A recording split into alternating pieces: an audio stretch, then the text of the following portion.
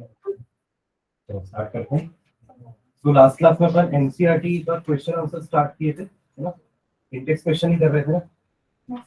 Page number question number 3। Okay, क्या है question? A man with blood group है ना? तो लास्ट क्लास में किए थे ब्लड ग्रुप भी हो। पढ़िए क्वेश्चन एक बार।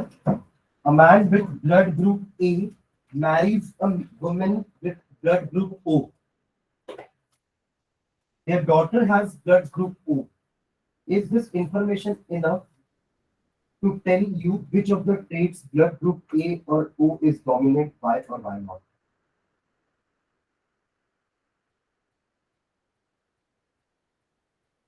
Correct.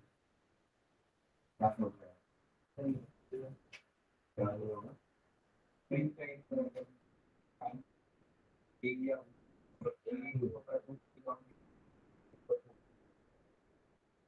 पूरा तो नहीं बता सकते कि इसका आंसर लिखते हैं, आंसर लिखते हुए समझते हैं।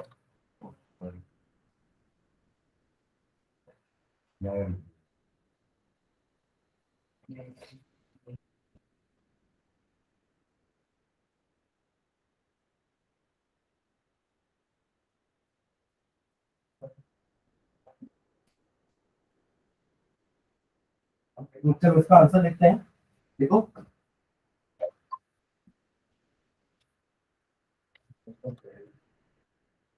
whether a person has A type or B type, whether a person has A type or B type or AB type, whether a person has A type or B type or AB type or O type,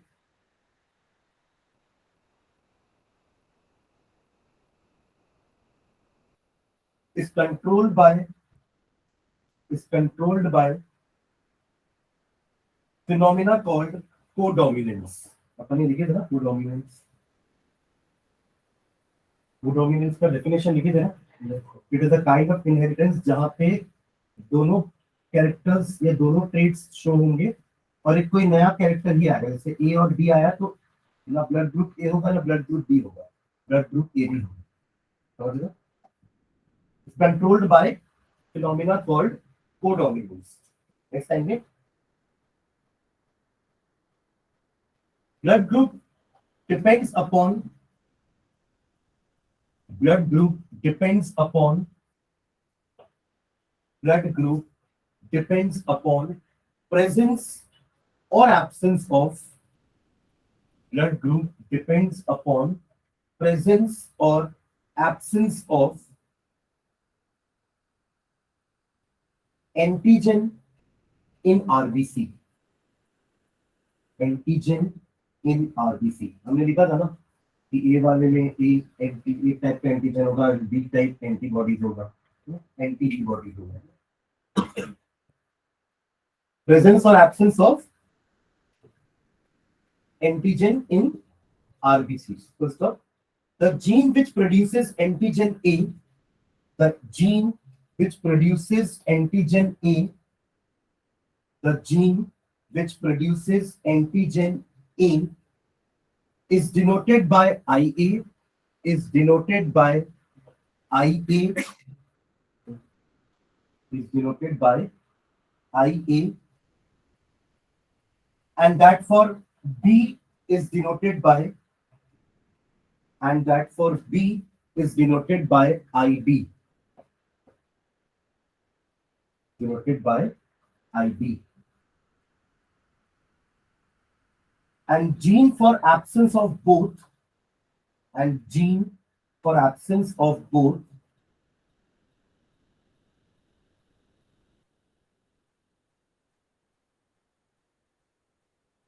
and the gene for absence of both is denoted by small I, small I। ये अपन last class में लिखे भी थे, ठीक है। Next paragraph, इस question के answer में आते हैं। To get blood group O, to get blood group O, in children, question ने यही बोला है ना कि a man with blood group A marries a woman with blood group O, their daughter has blood group O, है ना? तो अगर to get blood group O in children, many possibilities of blood group in parents exist. Many possibilities of blood groups in parents exist.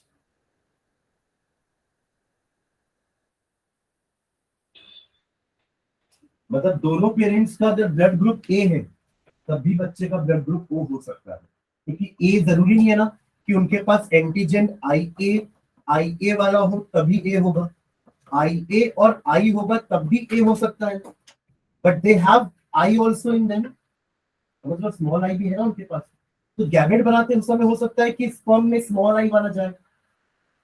समझ रहे हो मैं क्या बोल रहा हूँ? तो ओ होने की पॉसिबिलिटी बहुत सारी है, हमें क्लियर। पेरेंट का अगर ए है दैट डजंट मीन कि उसके पास दोनों एंटीजन ए वाले ही है, एक एंटीजन मतलब एक ऐसा भी हो सकता है जिसमें एंटीजन नहीं है, यानी कि ओ स्मॉल है, ठीक है। तो क्या लिखे, to get blood group O in children many possibilities of blood groups in parents exist, that is parents with blood group A and A, parents with blood group A and A, parents with blood group A and A, comma A and B,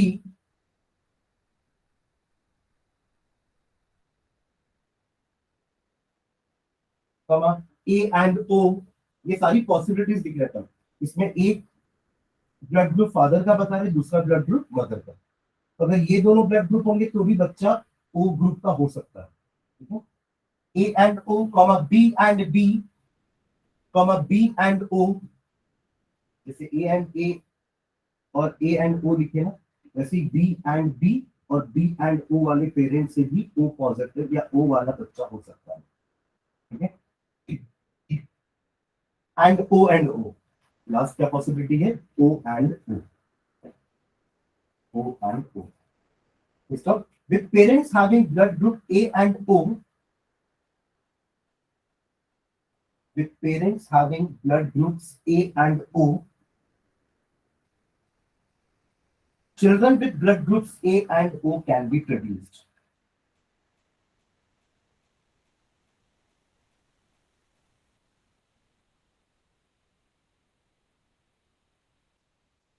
With parents having blood group A and O, children with blood groups A and O can be produced.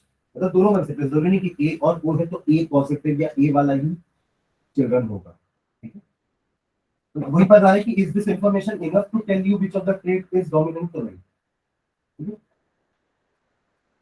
can be produced, full stop. Thus the given information is not enough to tell, thus the given information is not enough to tell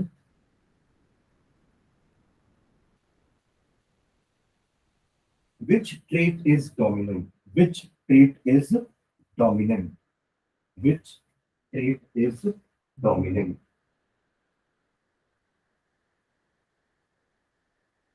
ठीक है, next question पढ़ना, page number 3, हाँ question number 4 वो लिख चुके हैं परीक्षा में ना। How is the sex of a child determined in human beings? तो पूरा कंटेंट लिखे थे और उसका फुल फ्लो चार्ट बनाए थे, पूरा प्रॉपर वैसे करना है, ठीक है, हो जाएगा ये। तो अगला देखो, अगला शायद इवोल्यूशन के है क्या सारे, हाँ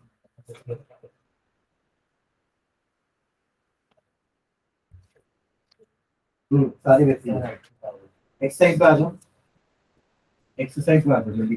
फर्स्ट क्वेश्चन देखो, मल्टीपल चॉइस क्वेश्चन है, फर्स्ट क्वेश्चन अभी पढ़ोगे। A Mendelian experiment consisted of breeding tall pea plants bearing violet flowers, short pea plants bearing white flowers। दोनों हाइब्रिड डाइहाइब्रिड क्रॉस है। हमने किस किस का डाइहाइब्रिड क्रॉस कराया था, सीड का शेप और कलर, है ना। यहाँ पर उसने लिया है स्टेम का लेंथ और फ्लावर का कलर। उसमें क्या बोल रहा है, एक टॉल पी प्लांट था जिसके पास वायलेट फ्लावर थे, उसका क्रॉस ब्रीड करवाया शॉर्ट पी प्लांट के साथ विद व्हाइट फ्लावर्स, ठीक है। The progeny all bore white flowers, but almost half of them were short. Okay. This suggests that genetic makeup of tall parent can be depicted as. This suggests that genetic makeup of a tall parent may be depicted as. Parent कौन सा था ऐसा पूछ रहा है, right? देखो question समझना, ये हमारा जो हमने जो काम किया था ना फर्स्ट जनरेशन वाला वैसा नहीं है।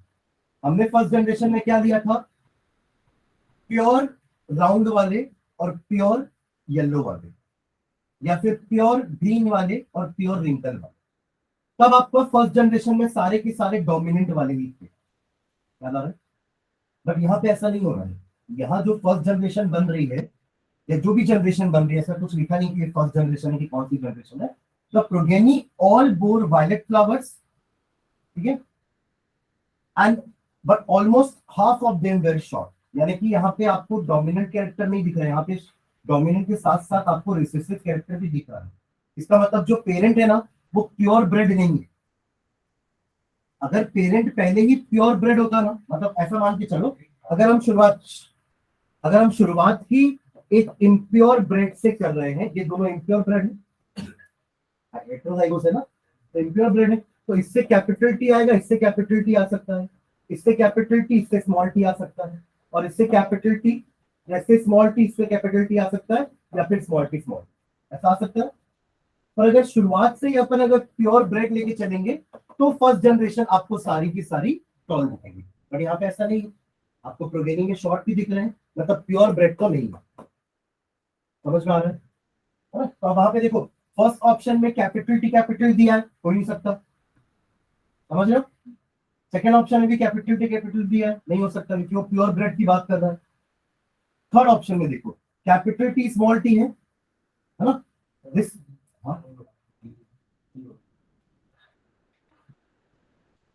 उसमें दोनों वो है ना,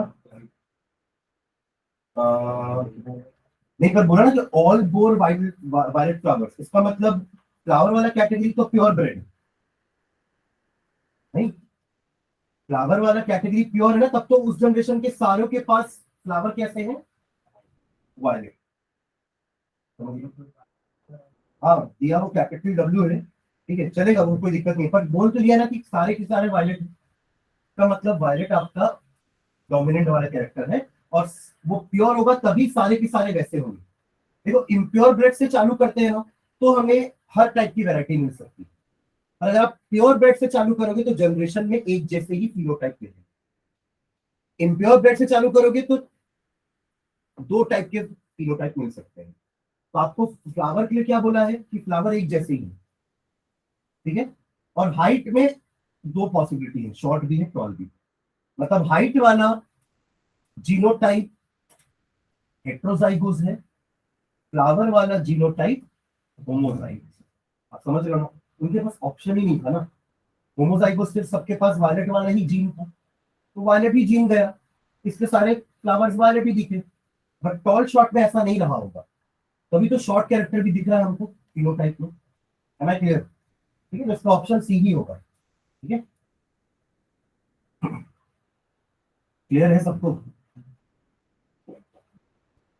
चलो नेक्स्ट अगला देखो क्वेश्चन अगला।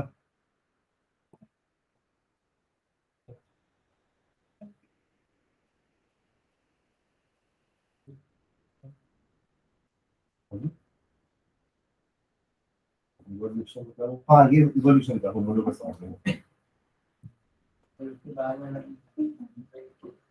एक चीज ना, ये वाले को capital T small T capital W small W, यही है ना ऑप्शन में। और दूसरा पेरेंट कैसा होगा, सेम होगा तो फिर तो क्या बोलते, तो ऑप्शन बी, नहीं नहीं ये सही है, ऑप्शन सी ही करेक्ट आंसर है। मैं आपको बता रहा हूँ कि दूसरा पेरेंट कौन सा होगा, कि आपको 50% टॉल मिल रहा है, 50% शॉर्ट मिल रहा है, और बाकी कलर वाले जो फ्लावर का कलर है वो पूरे के पूरे वायलेट में, राइट। तो ऐसा हो सकता है, देखो दूसरा वाला small T small T small W small W, ध्यान देना। हाँ कैसे क्लियर हो जाएगा? देखो यहां से कैपिटल टी आएगा, यहां से स्मॉल टी, यहां से स्मॉल टी, यहां से स्मॉल टी, फिर यहां से कैपिटल टी स्मॉल टी और लास्ट स्मॉल टी, हुआ ना 50%। नहीं, हमारा जो वो रेशियो था वो 3:1 का रेशियो था, और उसमें हमने शुरुआत कहां से करी थी, दोनों ही प्योर ब्रेड। यहाँ पे एक इम्प्योर ब्रेड लिया मैंने और एक प्योर ब्रेड लिया, ठीक है। तब इनका पॉसिबल कॉम्बिनेशन क्या क्या हो सकता है, कैपिटल टी स्मॉल टी, फिर कैपिटल टी दूसरा वाला स्मॉल टी, वो ये दोनों हो गए। अब ये स्मॉल टी दोनों स्मॉल टी के जाएगा तो शॉर्ट शॉर्ट, दो टॉल दो शॉर्ट, ये तो 50% हुआ ना, ठीक है। और फ्लावर का देख लो, आप यहां से कभी भी लोगे तो कैपिटल डब्ल्यू आने वाला है, यहां से लोगे तो स्मॉल डब्ल्यू आने वाला है, तो सब आपके वायलेट दिखेंगे, व्हाइट होगा जो भी, ठीक है। एक्चुअली डब्ल्यू है तो वो व्हाइट होना चाहिए था, ठीक है, पर हमको सारे में यही कैरेक्टर दिख रहा है, तभी तो सब फ्लावर आपके वायलेट कलर के, है ना, क्लियर, ठीक है ना। चलो सेकंड क्वेश्चन छोड़ देना, थर्ड थर्ड भी छोड़ सकते हो, थर्ड भी इवोल्यूशन का ही है, ठीक है। नेक्स्ट, हाँ ये फोर्थ क्वेश्चन पढ़ो जल्दी से, ये फर्स्ट सबको समझ में आ गया, हाँ दीक्षा इधर सामने, पक्का, चलो फोर्थ क्वेश्चन पढ़ो। A study found that children with light colored eyes are likely to have parents with light colored eyes. On this basis, can we say anything about whether the light color eye trait is dominant or recessive? ये भी वैसी type का question है जो blood group वाला पढ़े, ओ और ए वाला, कि बच्चा ओ का है तो क्या आप बता सकते हो कि ये ओ ही कैरेक्टर या ए डोमिनेंट है या रिसेसिव है, ठीक है, इसका भी आंसर लिखो। When all the children of light colored eyes, when all the children of when all the children with light colored eyes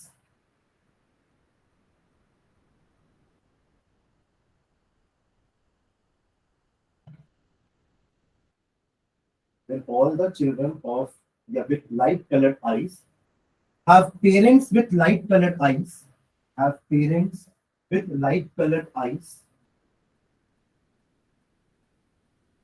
this indicate that this indicate that this indicates that light eye color trait is light eye color trait is light eye color trait is controlled by a recessive gene, controlled by a recessive gene, by a recessive gene, because first point लिखना, first point, if the light color eye trait, if the light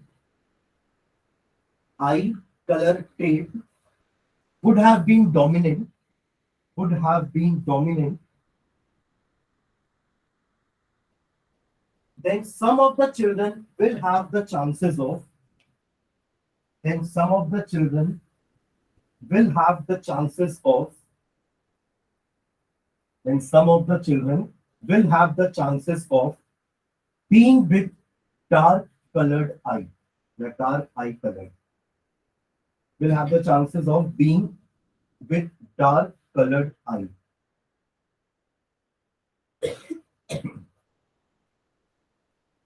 And second point लिखना, homozygous recessive parents, homozygous recessive parents, homozygous recessive parents with light eye color, with light eye color will produce only light eye colored children. Homozygous recessive parents with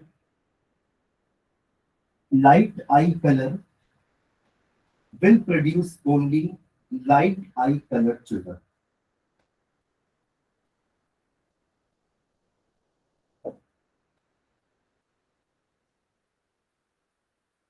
ठीक है, तो समझते हैं। हाँ, Pure?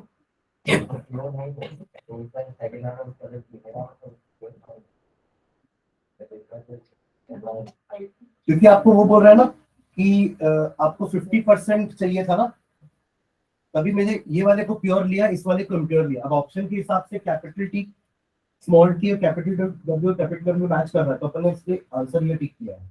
बाकी दूसरा parent भी तो चाहिए ना, ये तो एक पेरेंट की बात कर रहा था। दूसरा पेरेंट अगर ये होगा तब वो कंडीशन फुलफिल होगी जो क्वेश्चन में दिया है कि 50% टॉल हो रहे हैं और 50% शॉर्ट, और जितने भी फ्लावर के कलर है वो सब वाइट वायलेट में।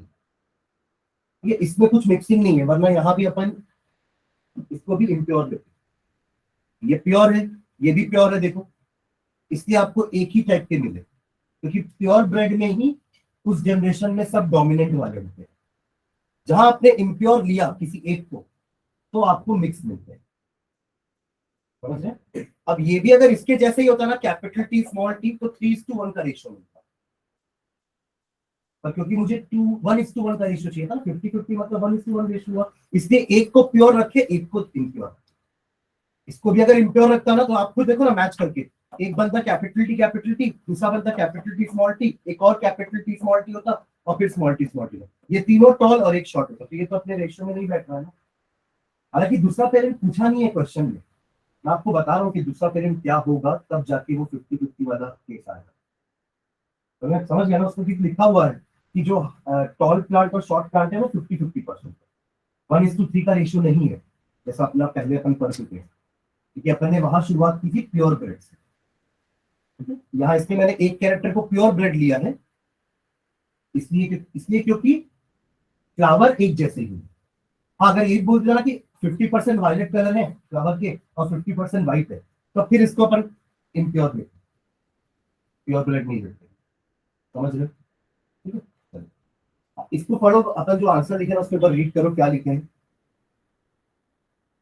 क्वेश्चन एक बार फिर से रीड करना। Study found that children with light coloured eyes are likely to have parents with light coloured eyes. On this basis can we say anything about whether the light eye colour trait is dominant और recessive? अपन ने बोला है कि light eye colour recessive है, हमने जो लिखा है आंसर उसमें ये लिखा है कि लाइट आई कलर रिसेसिव है। उसका कारण ये है कि देखो, अगर लाइट आई कलर डोमिनेंट होता ना, तो हमें डोमिनेंट के साथ साथ, देखो कोई भी अगर कैरेक्टर डोमिनेंट है तो उसके साथ साथ रिसेसिव भी रिफ्लेक्ट होता है, भले एक आएगा दो आए, पर कुछ रेशियो में आता है ना वो भी, भले उस जनरेशन में तो नेक्स्ट जनरेशन में आएगा। जैसे हमने टॉल वाले ने देखा ना कि फर्स्ट जनरेशन में भले सारे टॉल थे, है ना, बट क्योंकि हमने शुरुआत की थी वहां पे प्योर टॉल से, तो हमको सब फर्स्ट जनरेशन में टॉल मिले, बट उनके पास सेकंड कैरेक्टर हिडन था शॉर्ट वाला, जो कि हमको अगले जनरेशन में दिखा, राइट? तो डोमिनेंट होता तो कभी ना कभी तो दिखता, ठीक है। अब यहाँ पे लाइट कलर की को अपन रिसेसिव क्यों बोल रहे थे? पूरे के पूरे जीन्स के कारण, या पूरे के पूरे चिल्ड्रन जो है वो लाइट कलर के ही, उनकी आई जो है वो कैसी है, लाइट कलर की है। अगर वो डोमिनेंट कैरेक्टर होता तो कभी ना कभी हमें लाइट कलर के साथ डार्क कलर भी मिलता, तो डार्क कलर आपका एक्चुअली डोमिनेंट है, और रिसेसिव कौन सा है? Light eye colour. देखो अगर मैं पेरेंट लेता हूँ विथ लाइट आई कलर, मान लो ये स्मॉल डब्ल्यू ले रहा हूँ मैं, दोनों पेरेंट होमोजाइगोस है विथ लाइट कलर आई, तो हमेशा आपको लाइट कलर ही मिलेगा। बट और अगर मैं बोल रहा हूँ कि डार्क कलर डोमिनेंट है, तो डार्क कलर के लिए चलो कैपिटल डब्ल्यू यूज करता हूँ मैं, तो ये वाले भी डार्क कलर होंगे और ये भी डार्क कलर होंगे, पर लाइट होने की पॉसिबिलिटी तो बस यही है ना। जैसे स्मॉल टी ही शॉर्ट प्लांट होता है, कैपिटल टी स्मॉल टी कभी भी शॉर्ट प्लांट नहीं हो सकता, समझ रहे हैं? तो रिसेसिव मिल रहे हैं, मतलब सारे के सारे एक जैसे ही है, मतलब वो रिसेसिव कैरेक्टर ही है, वरना आपको मिक्स मिलता अगर वो डोमिनेंट होता फिर, क्योंकि डोमिनेंट होने के चांसेस, ये भी डोमिनेंट है ये भी डोमिनेंट, और दोनों में कैपिटल डब्ल्यू ही रिफ्लेक्ट होगा, पर इसमें हमेशा स्मॉल डब्ल्यू ही रिफ्लेक्ट होगा, समझ लो। नेक्स्ट क्वेश्चन देखना। अगला फिर इवोल्यूशन का है, 6 भी वैसे ही है, 7 पढ़ो एक बार। Outline a project which aims to find the dominant coat color in dogs. वही जो मेंडल ने गार्डन पी के साथ किया ना, आपको डॉग्स के साथ करना है, ठीक है। कोट कलर कि उनका कौन सा कोट का कलर डोमिनेंट है ना। मेंडल ने क्या किया था, गार्डन पी को यूज करके उनके 7 कैरेक्टर में पता किया था कि कौन सा डोमिनेंट है। वो भी कैसे शुरुआत करके, दोनों का प्योर ब्लड लेके, एक प्योर टॉल एक प्योर शॉर्ट। जो फर्स्ट जनरेशन में दिखा वो डोमिनेंट, तो उसने देखा कि पहले जनरेशन में सारे के सारे टॉल है, तब उन्होंने कंक्लूड किया ना कि tall is dominant over short. ऐसा उन्होंने बाकी 6 कैरेक्टर के साथ भी किया, flower colour, seed shape, pod colour, अपन लिखे ना। तो ऐसा उन्होंने कैसे किया, प्योर प्योर ब्रीड लेके फर्स्ट जनरेशन को बस ऑब्जर्व किया कि क्या फर्स्ट जनरेशन में मिक्सिंग मिल रही है, क्या नहीं मिल रही है, एक जैसे मिल रही है, मतलब वो कैरेक्टर डोमिनेंट। तो यही चीज आपको यहाँ पे डॉग के साथ करना है, ठीक है। क्या क्या बोला है,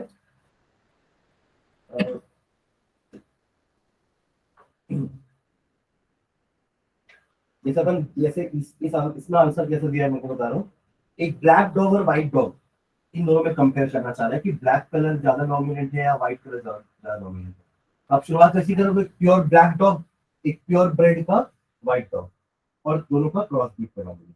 अब जो जनरेशन में या जो भी आपको फर्स्ट जनरेशन में कलर दिख रहा है वो कलर डोमिनेंट होगा व्हाइट पे, ठीक है। तो इसका जो एक्सपेरिमेंट लिखा मैं लिखवा देता हूँ, ठीक है। इसके जैसा आप लिख सकते हो कुछ और, ठीक है। देखो इसको, select black colored and white colored dogs, select black colored and white colored dogs of both sexes, male and female.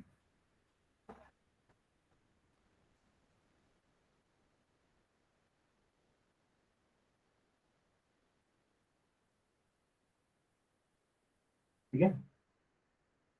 उसके बाद दो प्रोग्रामिंग देखते हैं ना, मतलब first generation and second generation. First generation में क्या करते हैं, pure black and pure white को बीट करवाएंगे, उसी से पता चल जाएगा कौन सा कलर डोमिनेंट है, ठीक है। तो लिखना इसमें, study the programming, study the programming, study the programming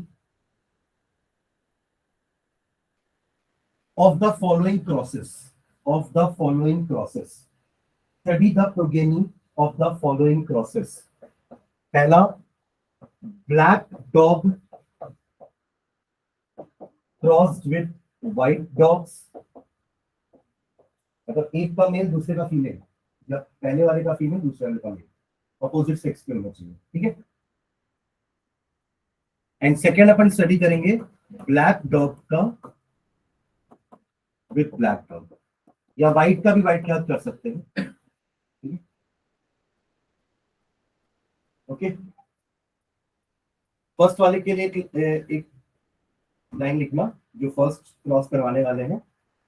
if colour got in first is, if colour got in first cross is black, if colour got in first cross पहला वाला is black, is black, तो possible genotype क्या क्या हो सकते हैं। देखो black के लिए अपन कैपिटल बी ले लेते हैं, जब मैं ब्लैक को डोमिनेंट मान रहा हूं तो कैपिटल के ऊपर लिखे ना, if the first cross is black, इसका मतलब तो यही हुआ कि अपन ब्लैक को डोमिनेंट मान रहे हैं, तो कैपिटल बी स्मॉल बी वाला भी ब्लैक होगा और कैपिटल बी वाला भी ब्लैक ही होगा, ठीक है, okay. If colour got in first cross is black, it confirms black color is dominant, it confirms black color is dominant,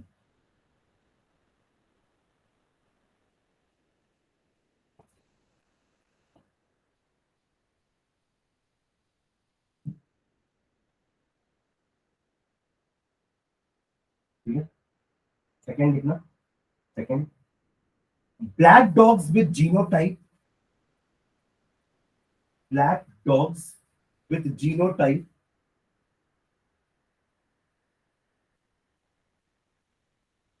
capital B, black dogs with genotype capital B, when crossed with black dogs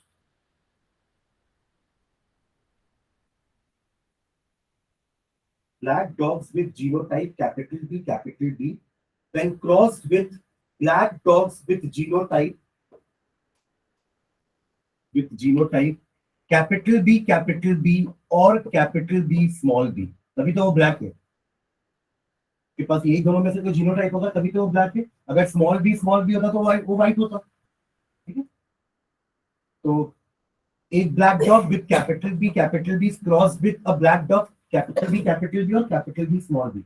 अगर ये वाला black dog भी capital B वाला ही है तो अभी भी सारी जनरेशन सारे प्रोगेनी में जितने भी इंडिविजुअल होंगे सब ब्लैक ही होंगे। पर अगर ये वाला होगा तो 3:1 रेशियो आ जाएगा।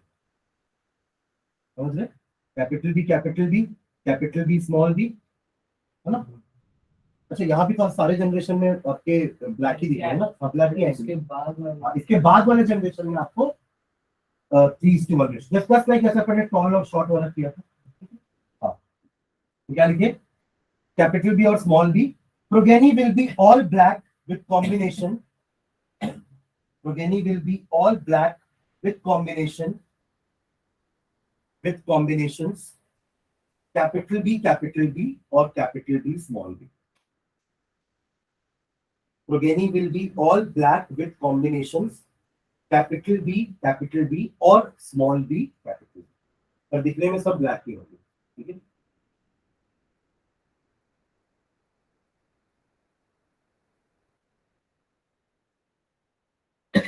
ठीक है। अब यही काम अपन उल्टा व्हाइट के लिए भी लिख सकते थे। अभी हमें नहीं पता कि कौन सा डोमिनेंट है, हम तो ये मान के चल रहे थे अगर ब्लैक डोमिनेंट होगा तो ऐसा दिखना चाहिए। अब यही आंसर आप व्हाइट के लिए भी लिख सकते हो कि अगर सारे प्रोगेनी व्हाइट हुए मतलब व्हाइट विल बी डोमिनेंट, तो आप कैपिटल डब्ल्यू स्मॉल डब्ल्यू भी जीनोटाइप ले सकते हो। ठीक है, ये तो आपको बस आंसर थ्योरेटिकली लिखना है ना, आपको वाकई में एक्सपेरिमेंट परफॉर्म नहीं करना है। और पूछ रहा है कि आप तरीका क्या अपनाओगे। समझ रहे? चलो, मतलब जो मेंडल ने गार्डन ट्री के साथ किया था ना, टॉल और शॉर्ट के साथ, वही अपन ने व्हाइट और ब्लैक डॉग के साथ किया। ठीक है, चलो। हाँ, नेक्स्ट देखो, 8 तो नहीं है, 9 भी नहीं है, 10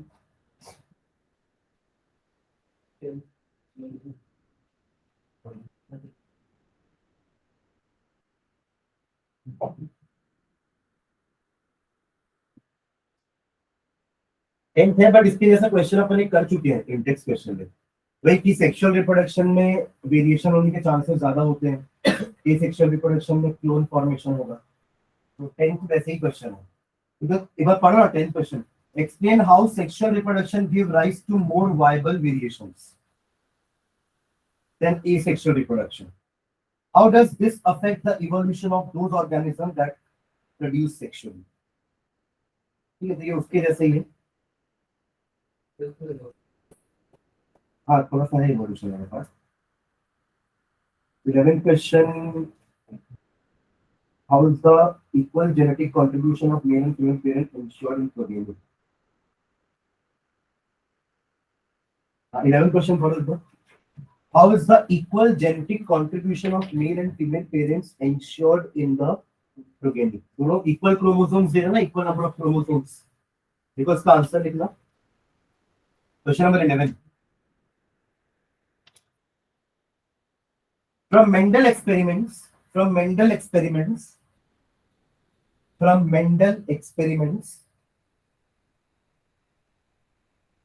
it can be concluded that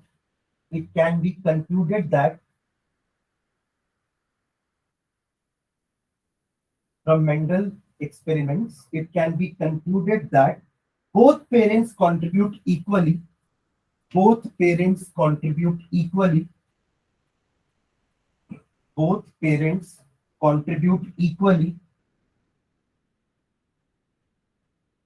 to the DNA of progeny.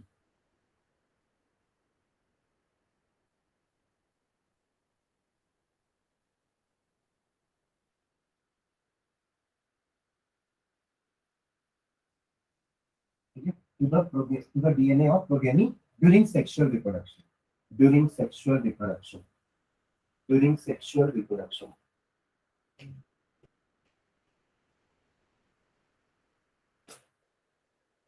Stop. If both parents can help to determine, if both parents can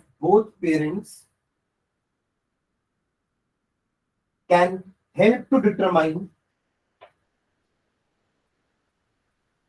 if both parents can help to determine the trait in the progeny,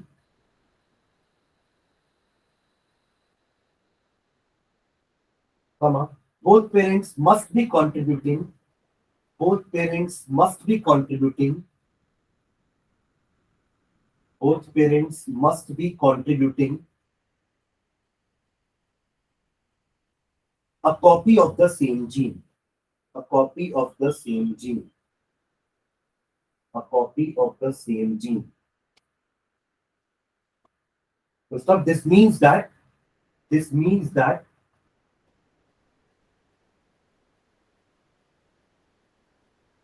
each pea plant, this means that each pea plant must have two sets of all genes, must have two sets of all genes, one inherited from each parent, one inherited from each parent.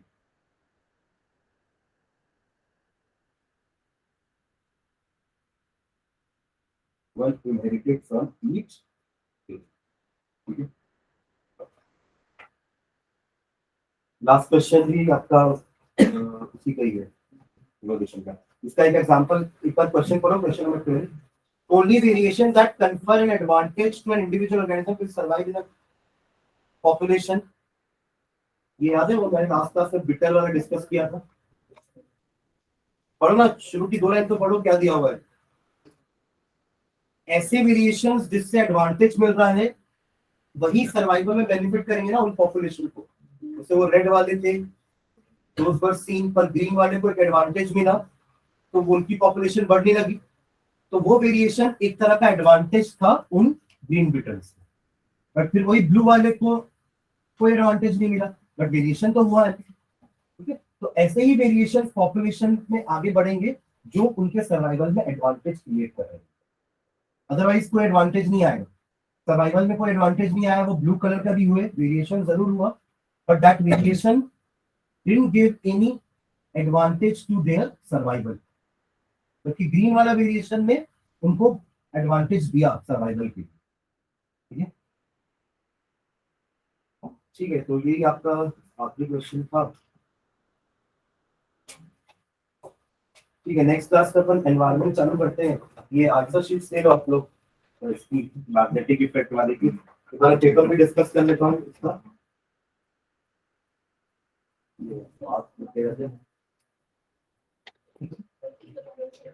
देखिए 9 ईशा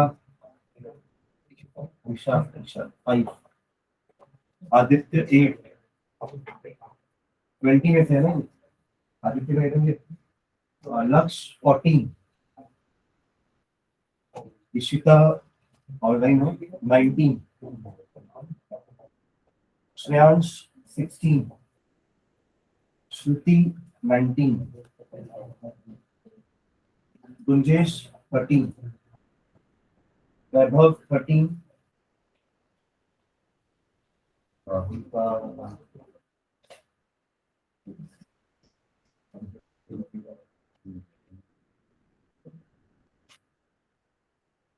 राहुल का 14,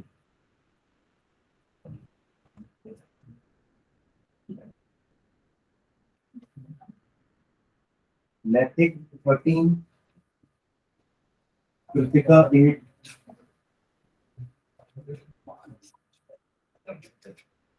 सुयश 9. में तो बच्चे हैं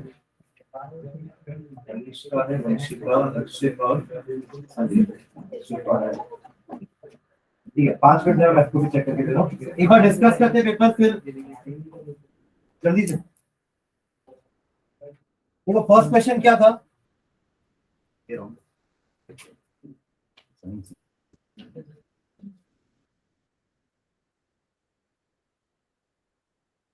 हाँ first question देखना क्या है पेपर क्वेश्चन पेपर ठीक है आंसर शीट में देखना। फर्स्ट क्वेश्चन था name the type of current, ये लगभग सबका सही है। हाउस होल्ड सप्लाई में एसी और गिवन बाय सेल में डीसी, ठीक है। सेकंड क्वेश्चन में identify the poles of magnet in the given figure. देखो यहाँ पे आपको फिगर भी बनाना है ना आंसर में। किसी ने लिख दिया नॉर्थ और नॉर्थ भी हो सकता है, साउथ और साउथ भी, कैसे हो सकता है। आप एरो तो देखो कि एरो कहाँ एंटर कर रहा है। ये आपका एक मैग्नेट है, ये दूसरा मैग्नेट है, और मैग्नेटिक लाइंस ऑफ फोर्स यहाँ पे एंटर कर रही है, मतलब ये साउथ होगा। यहाँ भी एंटर कर रही है मतलब ये भी साउथ होगा, क्योंकि हमेशा आउटर में वो नॉर्थ से साउथ में जाती है मैग्नेटिक लाइंस ऑफ फोर्स, ठीक है। तो प्रॉपर ऐसे डायग्राम शो करके बताना है कि ये एन है, ये ऐसे, ये ऐसे, ये एन। डायग्राम की जरूरत है उस क्वेश्चन में, ठीक है। कुछ लोगों ने नहीं बनाया पर ठीक है, साउथ पोल लिखा तो मैंने नंबर दे दिए, ठीक है। बाकी यहाँ पे लिखा नहीं है, आपने सिर्फ साउथ पोल लिख दिया। कौन सा पोल साउथ पोल है किसको पता है? कौन से दोनों? अगर चारों पोल दिए हैं पेपर में तो आपको ये दो डायग्राम दिए हुए हैं। अब आप कौन से दो पोल की बात कर रहे हो किसको पता है? आप इनकी बात कर रहे हो कि इन दोनों की बात कर रहे हो? पेपर में पूरा दिया है भैया, ये क्या है? ये दोनों नॉर्थ भी तो हो सकते हैं ना। आपने बस लिख दिया साउथ, तो मैं अगर इन दोनों को साउथ मान लू तो गलत हो जाएगा ना आंसर। क्या मैं जो बोल रहा हूँ समझ में आ रहा है? जिन्होंने डायग्राम नहीं बनाया उनके लिए बता रहा हूँ कि डायग्राम क्यों जरूरी है। बनाए बहुत लोग बनाए डायग्राम, ठीक है। क्लियर है ये वाला क्वेश्चन? क्योंकि इस टाइप के क्वेश्चन आते हैं एग्जाम में ना, तो प्रॉपर डायग्राम लेके शो करना है कि ये साउथ साउथ है, ये दोनों नॉर्थ नॉर्थ, ठीक है। थर्ड क्वेश्चन देखो, name the physical quantities which is indicated by direction of thumb and four finger in the Fleming's left hand rule. तो थंब क्या बताता है हमें? फोर्स का डायरेक्शन, और four finger magnetic field. Four finger क्या बताती है? Magnetic field. मिडिल फिंगर का पूछा ही नहीं है, नहीं बताना जबरदस्ती, जितना आंसर पूछा गया है उतना ही बताना है। नेक्स्ट क्वेश्चन नंबर 4 है, a positively charge particle that is alpha particle projected towards waste is deflected towards north by a magnetic field. The direction of magnetic field is, ठीक है। अब देखो ये रहा नॉर्थ, ठीक है, पीछे south, this is east and this is west, ठीक है। अब आपका जो अल्फा पार्टिकल है ना, वो पहले कहां जा रहा था? वेस्ट की तरफ जा रहा था, मतलब उसका मतलब करंट का डायरेक्शन क्या है? ऐसा, राइट। बट वो डिफ्लेक्ट हो गया नॉर्थ की तरफ, तो सही है नॉर्थ, वो नॉर्थ पे लग रहा था तभी ना वो नॉर्थ पे डिफ्लेक्ट हुआ। ये नॉर्थ है ना, आप लोग जहां बैठे हो मेरा नॉर्थ है, और जहां है वो मेरा साउथ है, ये वेस्ट है, तो वो जा रहा था वेस्ट। ये करंट होता है ना, मिडिल फिंगर क्या शो करता है? करंट, यानी कि पॉजिटिव चार्ज का डायरेक्शन, क्योंकि इलेक्ट्रॉन हमेशा करंट से अपोजिट डायरेक्शन में फ्लो करता है। तो मान लो इलेक्ट्रॉन यहां से यहाँ फ्लो कर रहा है, कब तो पॉजिटिव चार्ज यहाँ से यहाँ जा रहा है ना, यानी करंट यहाँ से यहाँ जा रहा है। तो ठीक है, ये फिंगर यहाँ से जा रही है वेस्ट की तरफ, बट इसको मेरा नॉर्थ की तरफ फोर्स, कभी भी ये नॉर्थ की तरफ जाएगी तो मतलब फोर्स रहेगा नॉर्थ की तरफ। मैग्नेटिक कहाँ है? अपवर्ड्स। कहाँ है मैग्नेटिक फील्ड? अपवर्ड्स। क्लियर है सबको? है ना। इसके बाद वाला फिफ्थ क्वेश्चन क्या था? A diagram show a beam of electrons about to enter a magnetic field, the direction of the field is into the page. देखो इनटू द पेज मतलब अंदर की तरफ होगा, राइट, मतलब ऐसा रहेगा, राइट, कैसा रहेगा? Like this. मैं क्लियर? ठीक है। What will be the direction of deflection if any as the beam passes through the field? Magnetic field का डायरेक्शन दिया है क्या? इनटू द पेज हो गया, ठीक है। Direction if any as the beam passes through the field.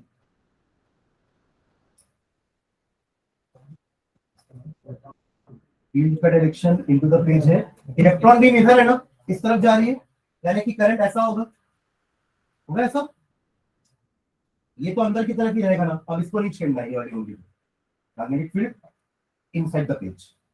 अब देखना है कि इलेक्ट्रॉन बीम कहां से कहां जा रही है, वहां दिख रहा है अपन को लेफ्ट टू राइट, इसलिए मैंने डायरेक्शन क्या दिया? Right to left, current opposite direction. अब देखो थंब कहां जा रहा है? नीचे, मतलब ये पेज है अगर, तो पेज के बॉटम में, पेज के कहां जा रहा है? ये बॉटम। मान लो ये पेज है, देखो ये पेज है, ठीक है। मैग्नेटिक फील्ड कहां है? नीचे की तरफ, ठीक है। करंट है इस तरफ, तो अब देखो ना पेज के बॉटम में जा रहा है ना, ये पेज का बॉटम है, ये पेज का अपर साइड है, आया ना। तो यहाँ पे आपको बॉटम ऑफ द पेज लिखना है। कुछ लोगों ने डाउनवर्ड लिखा है, तो चलो डाउनवर्ड में नंबर दिए हैं, है ना, but east west north south नहीं लिखना इस आंसर में, समझ रहे हैं? Am I clear? है ना, यहाँ पे आपको पेज के रेस्पेक्ट में ही डायरेक्शन बताना है, बॉटम ऑफ द पेज या अपवर्ड ऑफ द पेज, या sorry inside the page, outward of the page, ऐसा, ठीक है। उसका आंसर होगा क्या लिखे, बॉटम ऑफ द पेज, ठीक है।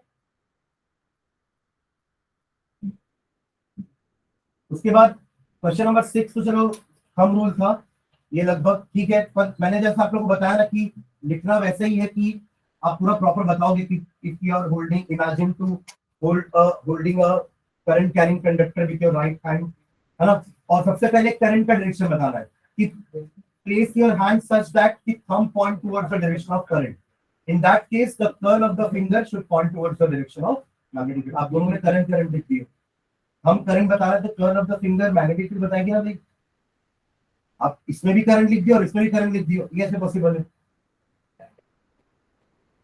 हाँ, और बी क्या है वो, किसको पता है? बी फॉर बॉल भी होता है। ऐसा आप कहीं सिंबल लिखे तो उसका मीनिंग तो बताओ कि क्या है वो, ब्रैकेट में लिख दो बी, मैग्नेटिक फील्ड है, ठीक है। तो ऐसा बी आपको पता है कि ठीक है बी है, आपको यही पता है कि वो मैग्नेटिक फील्ड होता है, पर आप ये सामने वाले से क्यों एक्सपेक्ट करो कि वो समझ जाएगा? वो भी समझ आ रहा है। 6 लिस्ट द प्रॉपर्टीज, ठीक है, तो ये प्रॉपर्टीज लिखी है सबने, लगभग सबको इसमें मैंने नंबर दिए हैं, 3 नंबर। किसी ने 2 प्रॉपर्टी लिखी है तो मैंने शायद 2 ही नंबर दिए, किसी ने तो लिखा है 2 प्रॉपर्टी। तो ये अर्थ वाला ठीक है, ग्रीन कलर था, किसी ने ब्लैक कलर लिखा है, ये ना ग्रीन कलर, अरे ग्रीन से आज अपना अर्थ इको फ्रेंडली ग्रीन,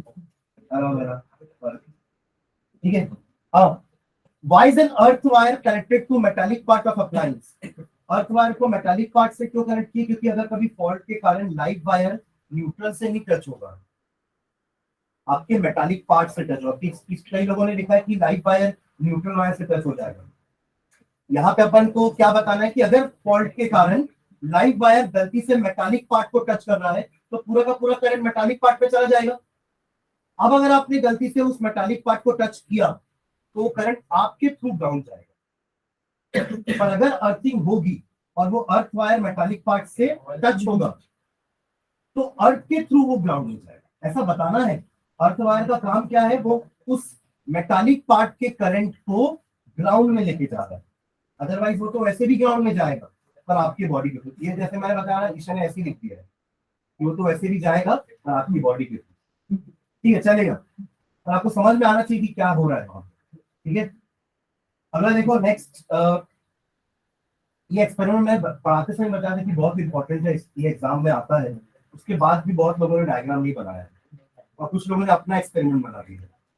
अपना नहीं करना है, वो जो एक्सपेरिमेंट किए हैं ना, कोई एल्यूमिनियम रॉड टंगा हुआ है, एक हॉट शू मैग्नेट है, वही एक्सपेरिमेंट चाहिए, वही डायग्राम चाहिए और पूरा एक्सप्लेनेशन चाहिए कि वहां क्या हो रहा है। आपने जैसे ही करंट को ऑन किया, आपका जो एल्यूमिनियम रॉड था वो डिफ्लेक्ट हुआ।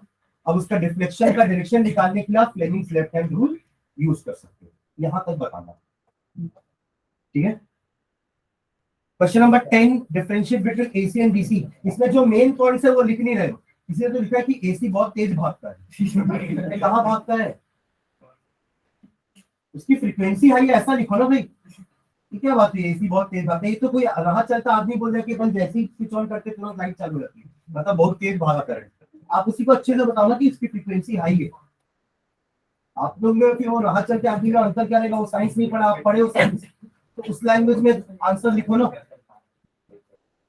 और किसी ने भी प्रॉपर तरीके से ग्राफ नहीं बनाया, ग्राफ बनाओ, ग्राफ से समझ में आ जाएगा कि आपको पता है कि करंट का मतलब क्या होता है।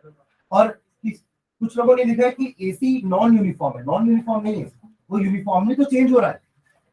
अभी तो अपन बोल रहे हैं ना साइकिल बना रहा है, फ्रीक्वेंसी का मतलब क्या होता है? रिपीटेशन।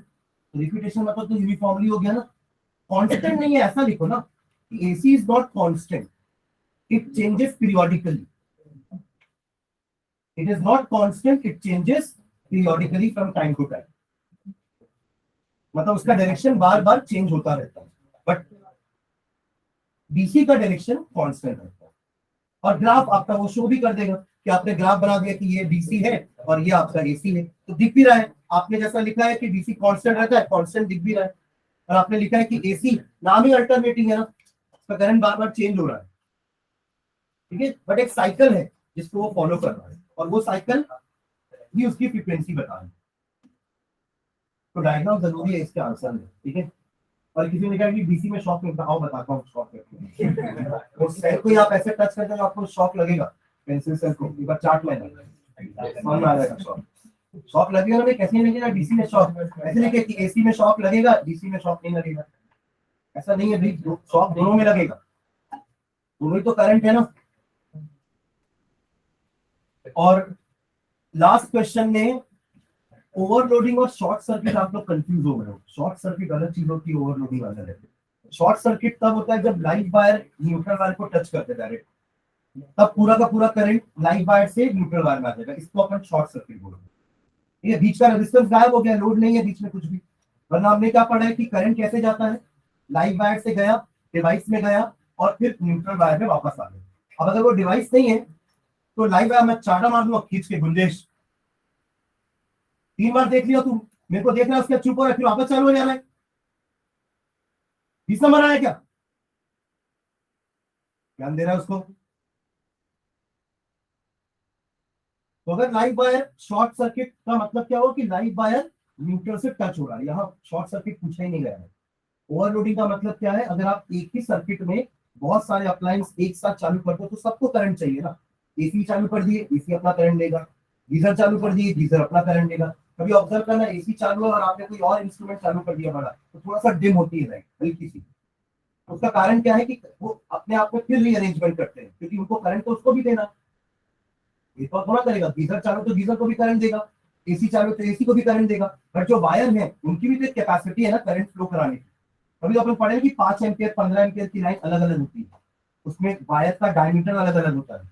जो 5 एम्पियर का वायर होगा, 5 एम्पियर का करंट वाली लाइन होगी, वो वायर पतला होगा और 15 एम्पियर वाला वायर मोटा होगा, पढ़े ना अपन ये।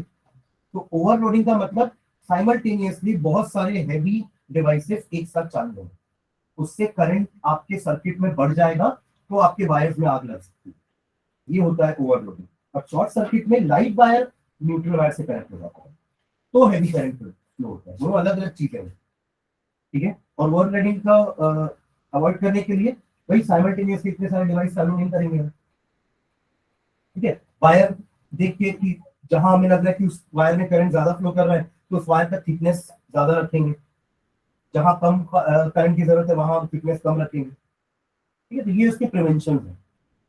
तो ओवरलोडिंग शॉर्ट सर्किट को कंफ्यूज मत करना, ठीक है। अर्थ भी और फ्यूज भी अलग अलग चीजें हैं ना, अर्थिंग अलग है, फ्यूज अलग है। फ्यूज अप्लायंस को बचाने के लिए, अर्थ अपने को बचाने के लिए, अर्थिंग, ठीक है, दोनों अलग अलग चीज, दोनों है सेफ्टी डिवाइसेस, एक अपनी हमारी सेफ्टी के लिए, एक अप्लायंस की सेफ्टी, ठीक है, ओके।